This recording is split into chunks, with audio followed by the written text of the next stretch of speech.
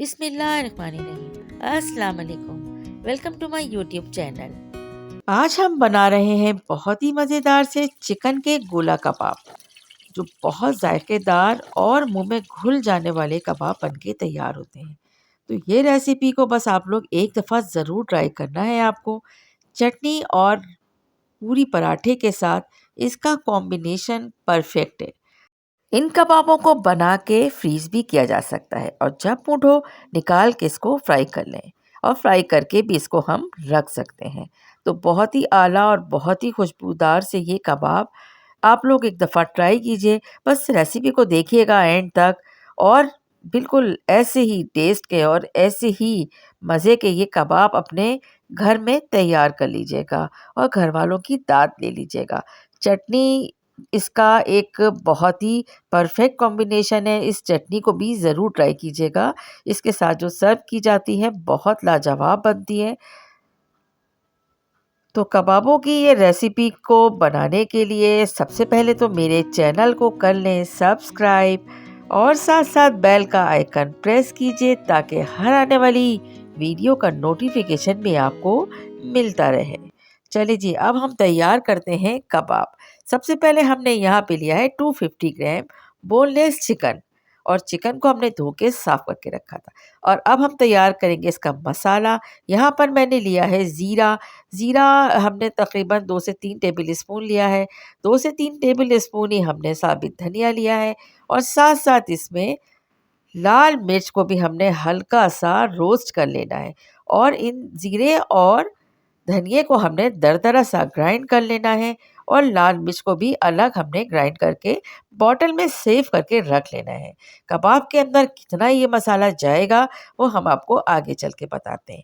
इसके अलावा जो यहाँ पर इसमें मसाले जाएंगे चिकन के साथ क्या-क्या चीज़ें इसमें जाएंगी वो है प्याज एक बड़े साइज़ की, अदरक का 1 इंच का टुकड़ा, 3 से 4 अदद हरी मिर्च, 1 लेमन, तली हुई प्याज़ 1 टेबल स्पून, 8 से 10 जवे लहसुन के और हरा धनिया, 1 अदद लेमन। तमाम हरे मसालों को हमने सबसे पहले चॉपर में डाल के चॉप कर लिया। इसके साथ इसमें हमने ऐड कर दिए प्याज़। बाइंडिंग के लिए हम यहाँ पर इस्तेमाल करेंगे भुना हुआ बेसन। तो तकरीबन 1.5 टेबल स्पून इसमें भुना हुआ बेसन जाएगा। अच्छा, सबसे पहले हमने चिकन को एक दफ़ा इसका कीमा निकालने के बाद इसे हमने तमाम मसालों के साथ शामिल करके और अच्छी तरह से मिक्स कर लेना है। Garam masala half teaspoon, salt half teaspoon. Salt को बहुत खुले हाथ से नहीं डालिएगा क्योंकि ये थोड़ा-सा तेज़ हो जाए तो अच्छे नहीं लगते। अब धनिया और ज़ीरे को जो हमने भून के कूट के रखा था वो भी हमने यहाँ पर 2 टेबल स्पून के करीब ऐड कर लिया है। साथ-साथ लाल मिर्च जो आपके सामने अभी हमने रोस्ट की थी उसको भी हमने ग्राइंड किया था, वो भी हमने इसमें ऐड कर लिया है 1 टेबल स्पून भर के। आप कम या ज़्यादा कर सकते हैं। साथ-साथ जावित्री जायफल का पाउडर हाफ़ टी स्पून से कम हम इसमें ऐड करेंगे। हमें इस कबाब के अंदर मसालों की तेज़ी बिल्कुल नहीं चाहिए क्योंकि ये ऐसे ही इतने मज़ेदार बनेंगे। अच्छा, 1 पूरे लेमन का जूस इसमें ऐड कर लेंगे।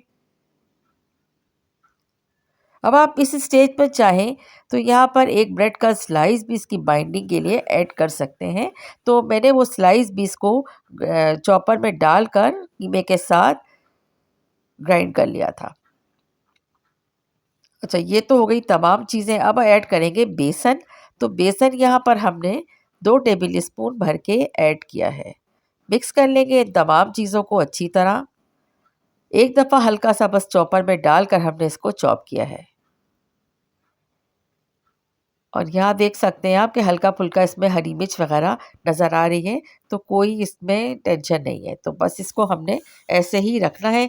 अब हम इसको रखेंगे 10 से 15 मिनट के लिए या ज़्यादा देर के लिए फ्रिज में, ताकि कबाब बहुत अच्छे से बन जाएँ, हैंडल हो जाते हैं आराम से फ्रिज में रखने के बाद।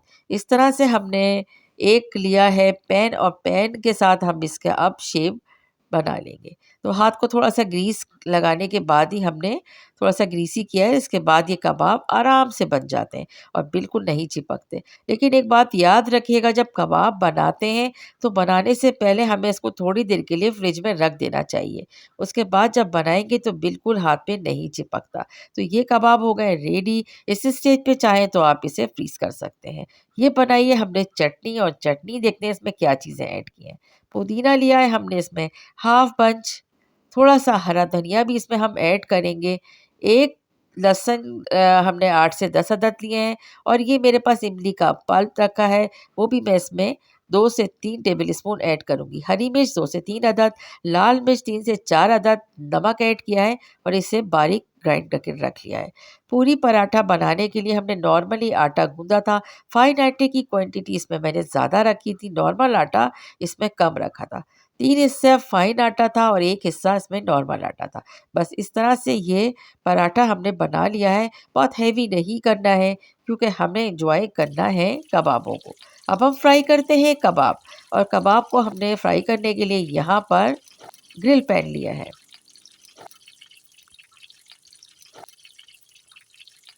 ऑयल हमने इसमें हाफ कप ऐड किया है, और हाफ कप ऑयल में ये कबाब बहुत अच्छी तरीके से फ्राई हो जाएंगे। एक साइड जैसे ही इसका डन होता है, इसके साइड को कर लेंगे चेंज।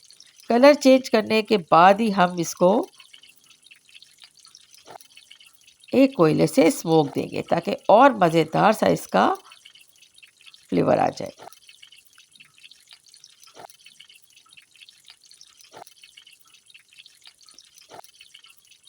बस कबाबों को इसी तरह से फ्राई करना है कि बिल्कुल जलाना नहीं है, हमें इसका गोल्डन कलर चाहिए।